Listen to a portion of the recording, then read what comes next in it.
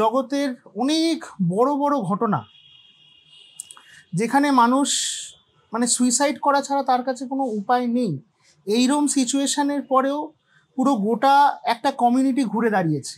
নিজেকে যদি আমি রেসপেক্ট না করি, পৃথিবীর লোক আমাকে এসে রেসপেক্ট করবে না। ভাষার মধ্যে সব থেকে অপব্যবহার করা শব্দটা হচ্ছে সরি, ঠিক আছে? এবং একটি শব্দ যেটা প্রত্যেকটা মানুষ ভুলে গেছে বলে আমি মনে করি, সেটা হচ্ছে ডিগনিটি। ভগবান কৃষ্ণ তিনি ওনাকে শুধু একটাই কথা বললেন যে অর্জুন, তুমি আগে বোঝো তুমি কে, তুমি কেন এখানে দাঁড়িয়ে আছো।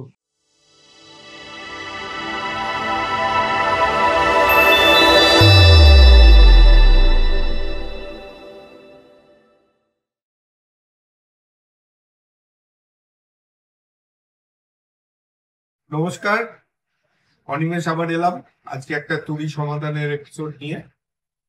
আজকে যিনি আমাদের সাথে আছেন ওনাকে খুব কষ্ট করে পাওয়া যায়, কারণ উনি থাকেন মায়াপুরে। কলকাতায় এসছেন বলে ধরতে পেরেছি, কারণ এই প্রশ্নগুলোর জবাব উনি সবচেয়ে ভালো দিতে পারবেন। একটা অসুবিধা হচ্ছে, যেখানে আমরা বসে আছি তার পাশ দিয়ে গাড়ি চলে, সুন্দর একটা ক্যাফে। আগেও দেখেছেন হয়তো, আমরা তুরি বাংলার একটা এপিসোড করেছিলাম ক্যাফে মন্টাজে। সুন্দর পরিবেশ, সুন্দর ক্যাফে, কিন্তু পাশ দিয়ে মাঝে মাঝে গাড়ি চলে এবং তারা হর্ন শুধুমুধু বাজায়। আমরা তো শুধুমুধু হর্নই বাজাই, তো এইগুলো একটু ক্ষমা ঘৃণা করে নেবেন। আর আজকে যার কথা বলছিলাম, ওনার কথায় ওনাকে আরাধ্য ভগবান দাস। নমস্কার। হরে কৃষ্ণ। আচ্ছা, আপনাকে কি পুরো নাম দিয়ে তো ডাকতে অসুবিধা, বারবার করে এত বড় নাম? আমাকে লোকে আরাধ্য বলে ডাকে। আচ্ছা, আমি কি বলে ডাকলে আপনি আপনি আরাধ্য বলেই ডাকতে পারেন। আরাধ্য বাবু। Generally we are referred to as Prabhus, but you are free to choose your honorific. ঠিক আছে। তো তুরি সমাধান আমাদের একটা ইনিশিয়েটিভ। আচ্ছা। যেটা দেখুন, আমাদের জীবন চলার সময় তো অনেক প্রশ্নের সম্মুখীন হই আমরা। তার মধ্যে আমরা 3-4 রকম ভাবে উত্তর খোঁজার চেষ্টা করি। এক হচ্ছে, যাকে আমরা সম্মান করি নিত্য জীবনে, তাকে গিয়ে জিজ্ঞাসা করি যে এই প্রশ্নের উত্তর কি। তিনি যে ওই সাবজেক্টে সবচেয়ে পণ্ডিত সেটা বলা যায় না, কিন্তু আমাদের বাঙালিদের একটা অভ্যেস আছে, আমরা কোনো কিছুতে জানি না বলি না, সবকিছুর উত্তর আমাদের কাছে আছে। আমরা সবাই সিধু জ্যাঠা। তো যার কাছে যায় সে কিছু একটা জবাব দিয়ে দেয়, তো সেটা যে সঠিক পথে চালিত করে তা গ্যারান্টি করা যায় না। দ্বিতীয় হয়, আমরা গুগলে যাই। গুগলে এসইও যারা ভালো করে তাদের উত্তরটা প্রথম আসে, ঠিক উত্তরটা যে সেটাই তার কোনো গ্যারান্টি নেই।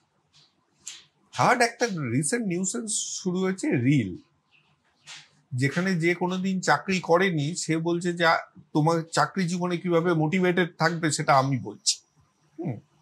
এইরকম কয়েকজন যারা কলেজ থেকে বেরিয়েই রিল কন্টেন্ট তৈরি করছে, তারা যে কোনো টপিকে, মেনলি চ্যাট জিপিটিতে কিছু একটা প্রশ্ন দিয়ে সে স্ক্রিপ্ট বলে দিচ্ছে, সে সামনে এসে সেটাই বলে দিচ্ছে। এআই তো এখন আমাদের বিরাট লাভের জিনিস।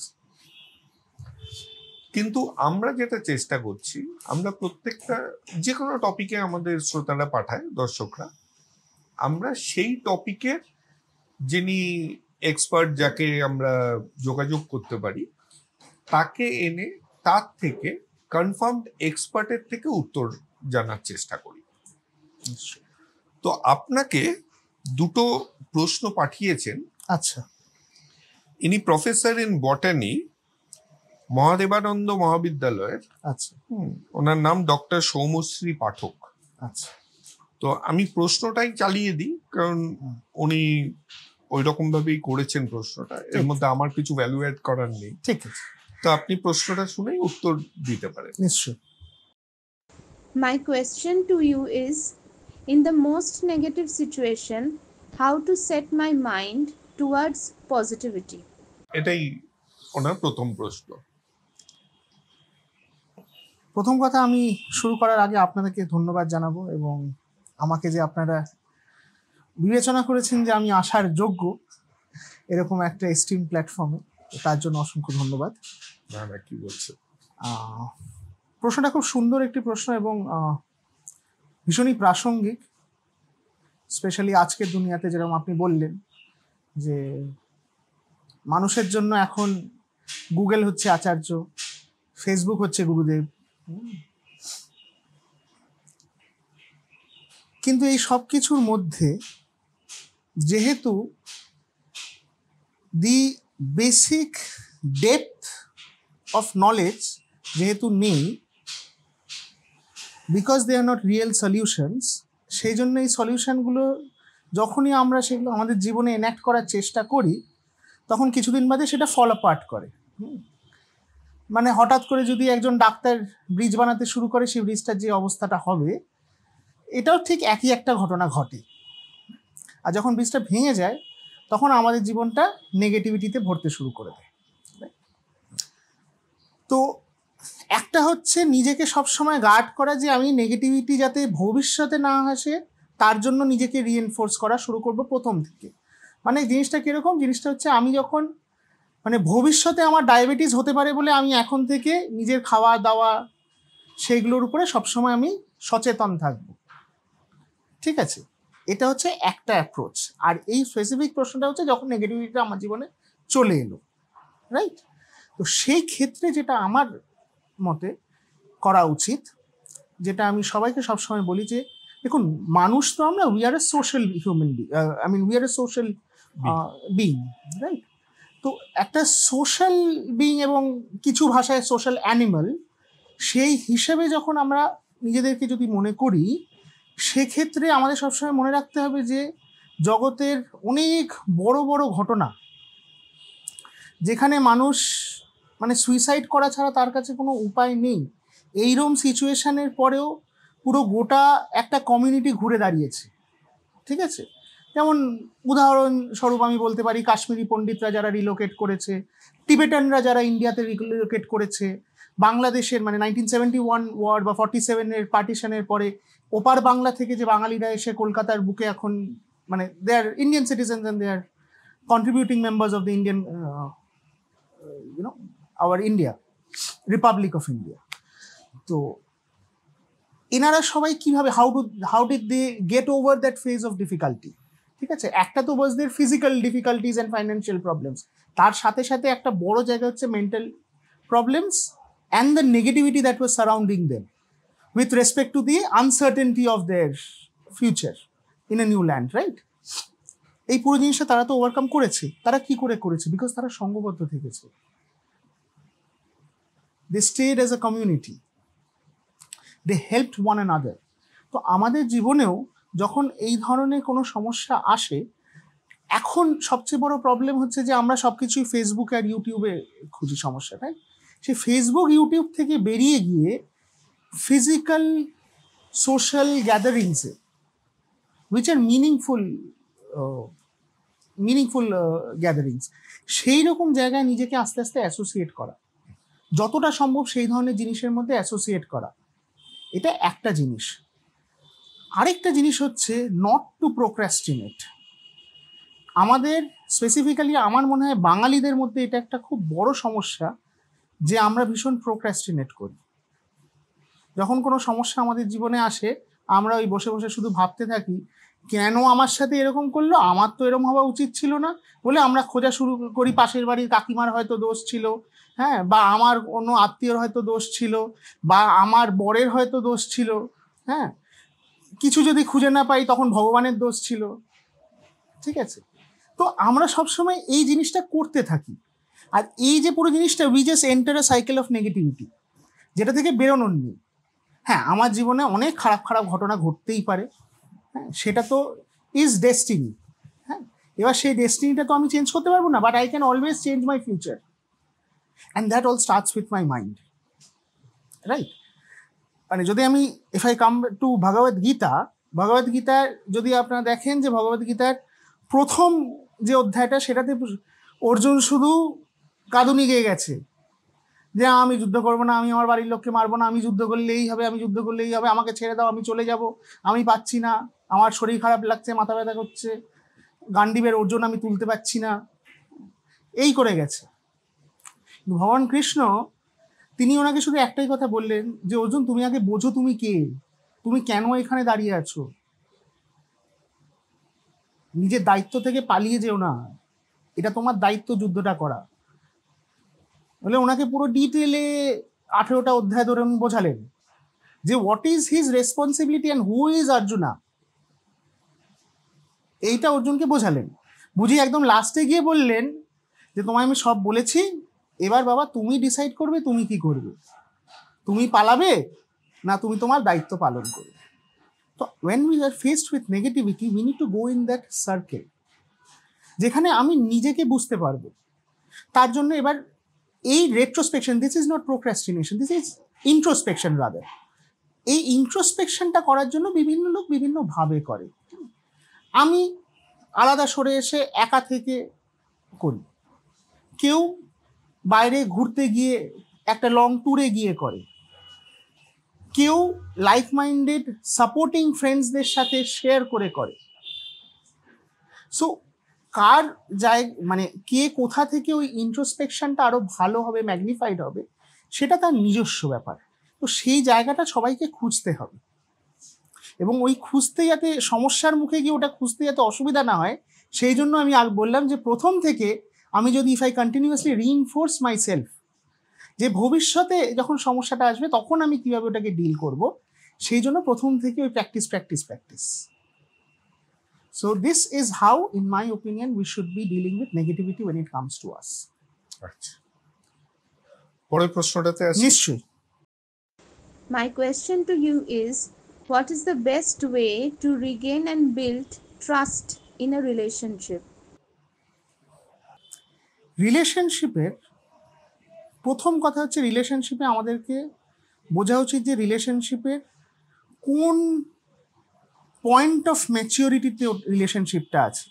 মানে আমি যদি একটা বয় গার্ল রিলেশনশিপ ধরি, so a boy girl relationship can be কিন্ডারগার্টেনের বাচ্চারা বন্ধু, a boy girl relationship can be a romantic relationship in college, a boy girl relationship can be something a lot more intimate and matured when they are young adults. তারপরে যখন কেউ চাকরি জীবনে যাচ্ছে কিন্তু বিবাহ হয়নি, সেই সময় there is a different level of involvement and maturity. তারপরে বিবাহর পরে নেক্সট কালমিনেশনে সন্তান, তারপরে সন্তান চলে গেল রিটায়ারমেন্ট।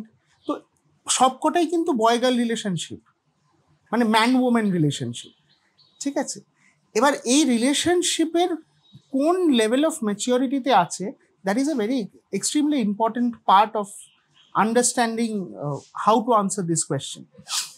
মানে if I am going to give a very specific prescription, তো যখনই আমরা এই ধরনের প্রবলেম ফেস করবো, the first thing we should understand is where I am with respect to that relationship, how important that relationship is with me. এবার to come to specific point, যে how to build a trust. The general consensus world wide in social perspectives is that to build a trust you must always be very giving and not expecting. ঠিক আছে, মানে এটা শুনতে হয়তো আজকের দুনিয়াতে মানে কি বলছে লোকটা, হ্যাঁ ভদ্রলোক বলছে শুধু দিয়ে যাওয়ার, লোকে এসে আমার কাছ থেকে নিয়ে চলে যাবে, এইভাবে ফায়দা নিতে বলছে আমার। না, আমি ফায়দা নেওয়ার কথা বলছি না, আমি খুব বেসিক একটা জিনিস বোঝানোর চেষ্টা করছি। সেটা হচ্ছে যে ধরুন, কথার কথা বলছি, যে একটা ছেলে, একটা ইয়াং অ্যাডাল্ট, একটা কলেজের ছেলে, সে একটা মেয়েকে পার্সু করবে, ঠিক আছে।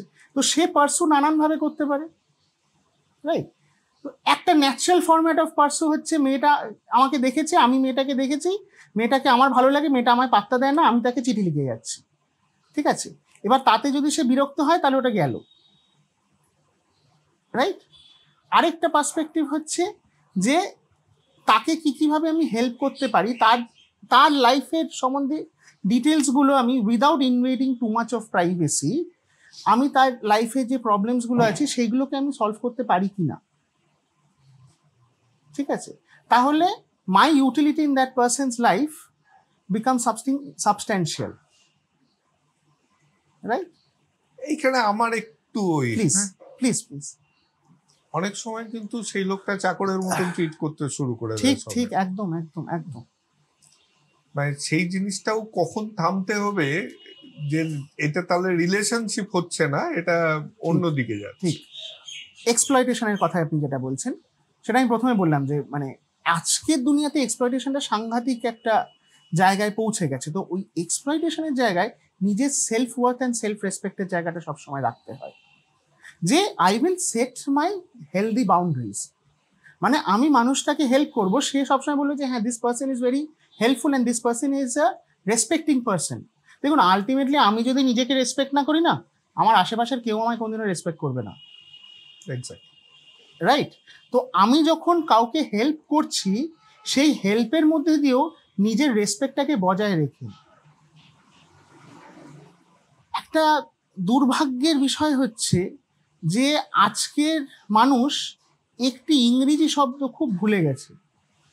ইংরেজি তো আমাদের অনেক কিছু দিয়ে গেছে, তার মধ্যে একটি হচ্ছে ভাষা, তাই তো? সেই ভাষার মধ্যে সব থেকে অপব্যবহার করা শব্দটা হচ্ছে সরি, ঠিক আছে? এবং একটি শব্দ যেটা প্রত্যেকটা মানুষ ভুলে গেছে বলে আমি মনে করি, সেটা হচ্ছে ডিগনিটি। ডিগনিটিটা সম্পূর্ণ মানুষ ভুলে গেছে, যে what it means to be a dignified person, যে আমি কতটা বলবো কতটা বলবো না, রাইট? এবং এই ডিগনিটিটা মানে ন্যাচারালি লোকের মাথায় আসবে যে আমি তাহলে ডিগনিটিটা কোত্থেকে শিখবো, আমি কি করে বুঝবো যে what is a dignified behaviour? এর জন্য জীবনে দরকার হয় রোল মডেলস। এর জন্য জীবনে দরকার হয় রোল মডেলস, ঠিক আছে? মানে I don't want to make any political statements, but I want to say this that in our country we have seen different types of political leaders, right? The aggressive, the passive, সব রকম political lead, the dignified। নাম নেওয়ার আগে আমি নাম নেব না, না না, আমি এটা নিয়ে রোল মডেলের যে কথাটা বলছেন, মানে এক্সাম্পলের আগে কিন্তু আমার এইটা চিরকালই মনে হয়েছে যে একটা রোল মডেল যখন কিছু করেছে, নিশ্চয় তার একটা combination of events, combination of surroundings তার মধ্যে করেছে। আপনার সাথে যখন আমরা বসবো আপনাকে নিয়ে আলোচনা করতে, তখন এই জিনিসটা আসবে যে ত্রেতা যুগে যেটা করেছে, যেটা আজকের দিনে অপরাধ মনে হয়, সেই দিনে হয়তো অপরাধ ছিল না। তাহলে আমার রোল মডেলকে আমি কতখানি আমার কনটেক্সটে এনে আমাকে বুঝতে হবে। আমি তো রোল মডেল অন্ধভাবে ফলো করলে কিন্তু আবার আরেকটা, ওটাকে বলে ইমিটেশন। হ্যাঁ, you cannot imitate, you can only be inspired. Role models are for inspiration, they are not meant for imitations. আমি যদি একটা মানুষকে ইমিটেট করি, তখন এই যে আপনি কথাটা বললেন যে আশেপাশের surroundings, that will matter. Because মানে যদি ম্যাথামেটিক্সের টার্মে বলি, আমি কখন কোন ম্যাথামেটিক্যাল ফর্মুলাটা ফেলবো, that will be decided by the problem that is set in front of me and the constants that are given to me. একটা কনস্ট্যান্টও যদি চেঞ্জ হয়ে যায়, একই ফর্মুলা কিন্তু অ্যাজ ইট ইজ আমি বসাতে পারবো না, তাই না? তো এই যে মানে বিবেচনা করার বুদ্ধিটা, এটুকু তো প্রয়োজন আছে। যদি এটা না থাকে, তাহলে সেই ব্যক্তিকে এমন কারো ছত্রছায়াতে পৌঁছাতে হবে যে তাকে এক্সপ্লয়েট না করে তাকে নার্চার করবে টু গ্রো। এই কনটেক্সটে আজকাল যদিও আমরা ডিজিটাল মিডিয়াকে যতই গালমন্দ করি, ইটস দেয়ার টু স্টে, আমাদের it's a part of our life. এই ভিডিওটাও তো ডিজিটাল মিডিয়াতেই যাবে। তো সেই জায়গাটাতে অনেকে হঠাৎ করে মেন্টাল হেলথ নিয়ে অনেক কথা বলতে শুরু করেছে, যে তোমার যা প্রবলেম হচ্ছে আমাকে বলো, আমি শুনবো, শুনলেই অনেক কিছু তোমার ঠিক হয়ে যাবে। সাইকোলজি ঠিকই, সেই লোকটাই আবার একটা চ্যাট মেসেজের স্ক্রিনশট দিচ্ছে, এই দেখো এই আমার সাথে এই কথা বলেছে, উইচ সঙ্গে সঙ্গে আমার সাথে না হয়ে থাকলেও থার্ড পার্সনের একজনের ব্রিচ অফ ট্রাস্ট ওই জায়গাটাতে। সে আমার সাথে যে করবে না তার কোনো গ্যারান্টি নেই। আমি কাউকে ফোন করে আমার দুঃখের কথা বলছি, সেটা যে রেকর্ড হচ্ছে না আমি জানি কোনো না, গ্যারান্টি নেই, এবং সেটা যে আমার এগেনস্টে ভবিষ্যতে ইউজ করা হবে না। হ্যাঁ, তো এই যে ডিলেমাতে লোকজন, এর জন্যই কি মনে হয় যে আজকে, কারণ আগে কিন্তু আমরা ট্রাস্ট করে শুরু করতাম, till the time the other person gave us মানে enough reason to not trust. এখন উল্টো হচ্ছে, এখন বলছে আমি ট্রাস্ট তোকে করবো কেন সেটা আমাকে বলো। আমরা যেমন বয়োজ্যেষ্ঠদের সম্মান দিয়ে শুরু করি, ঠিক বয়োজ্যেষ্ঠরা যদি এমন কিছু করে যে তখন মনে হয় যে না এই লোকটা সম্মান প্রাপ্য নেই, তখন আমরা শুনি।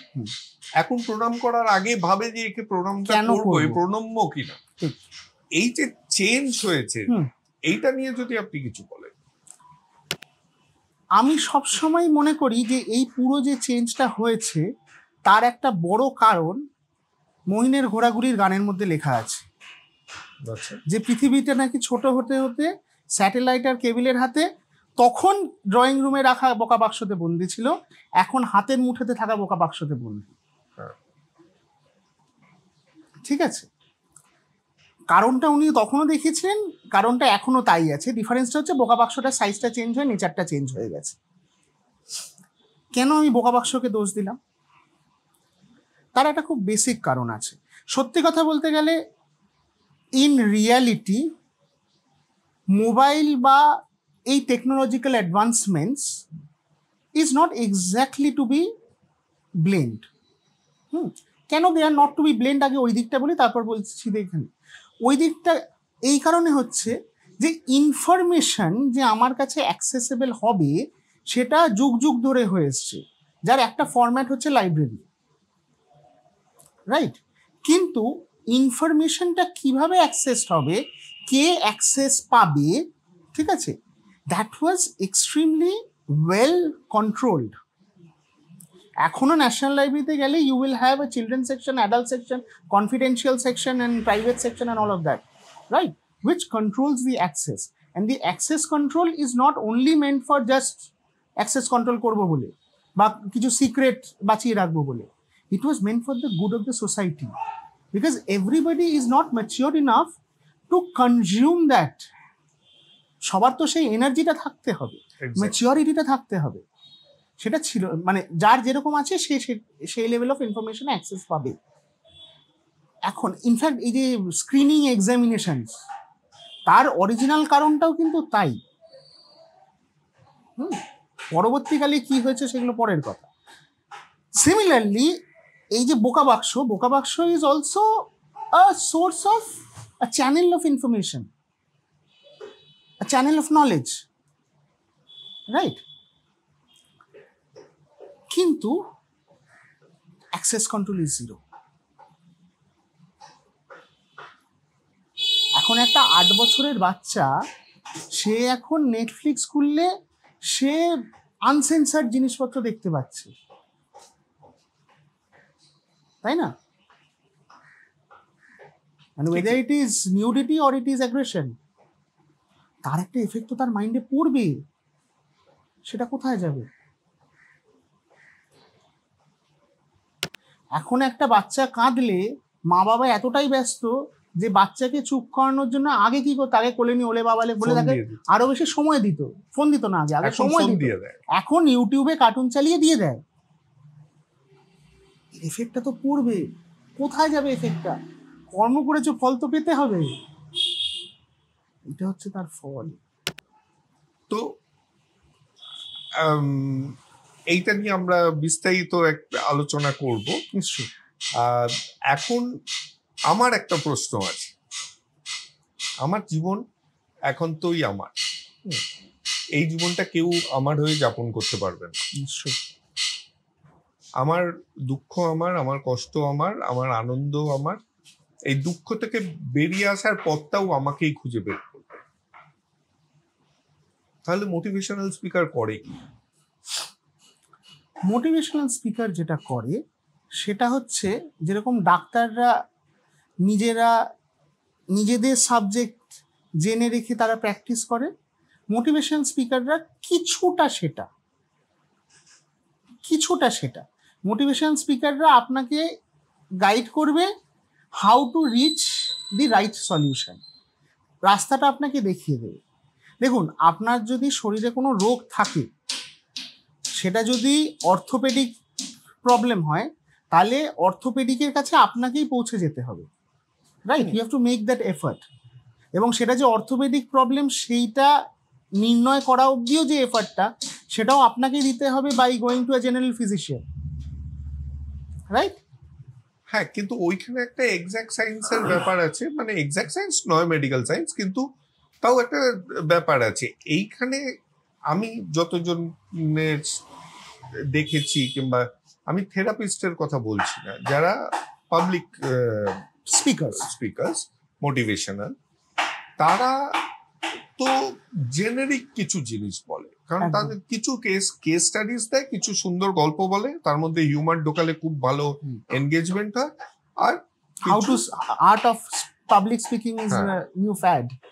তো সেই জায়গাটাতে কিছু মোটিভেশনাল কথা বলে, নিশ্চয়ই সেটা যে আমার কাজে লাগবে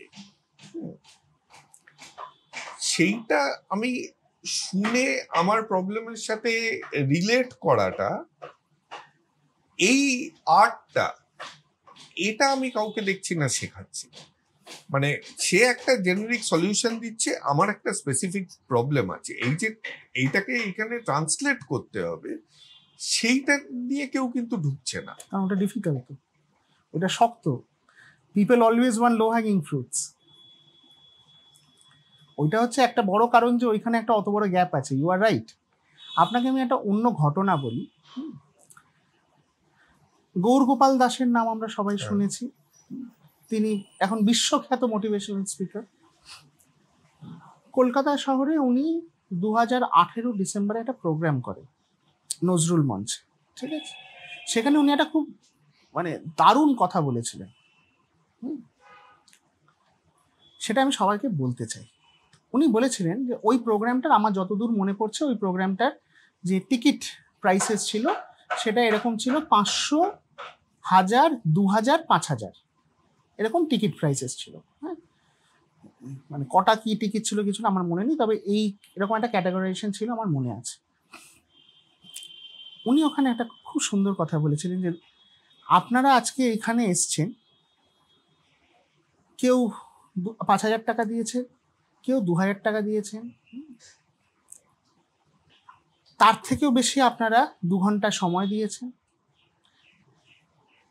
আপনার সময় এবং টাকার সব থেকে ভালো মূল্যায়ন বা ভ্যালুয়েশন আপনি নিজে করতে পারবেন, আমি পারবো না। আমার যেটা বলার সেটা আমি বলছি, আপনার আমার কথা শুনতে ভালো লাগে বলে আপনার ওই খরচাটা করে এসছে।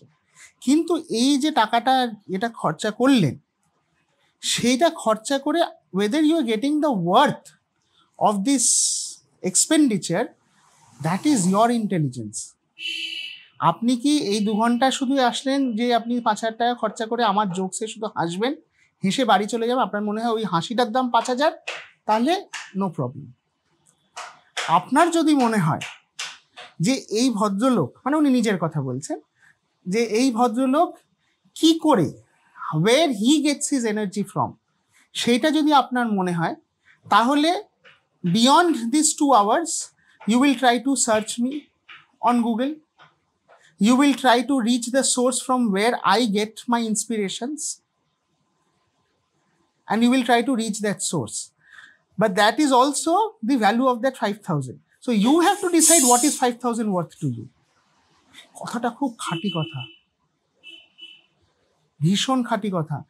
এই যে আমি একটু আগে একটা কথা বললাম যে নিজেকে যদি আমি রেসপেক্ট না করি, পৃথিবীর লোক আমাকে এসে রেসপেক্ট করবে না।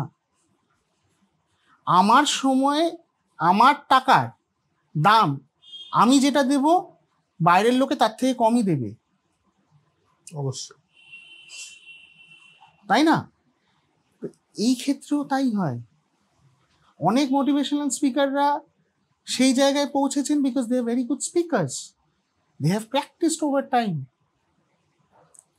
এবার তাদের ওই মোটিভেশনাল স্পিকিংটা শুনে আমি হেসে বাড়ি যাব, না আমি তার মোটিভেশনাল যে স্পিচটা দিল সেটাকে অ্যানালিসিস করে আমি আর নিজে আরো ভালো বক্তা হব, এটা সম্পূর্ণ আমার উপর। কিংবা নিজের প্রবলেম এর সাথে রিলেট করাবো, এটা সম্পূর্ণ আমার উপর, যে ওই সময়টার ওয়ার্থটা কি আমার কাছে।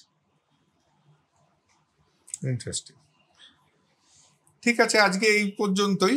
আমাদের শুধু তো এই প্রশ্নের উত্তর হয় তুরি সমাধানে, তো আর আপনাকে যখন পেয়েছি তখন আপনার সম্বন্ধে জানার জন্য আমরা আরেকটু সময় নেব নিশ্চয়ই। হ্যাঁ, কিন্তু সেটা আরেকটা এপিসোডে, আমরা একটা পডকাস্ট এপিসোড হবে।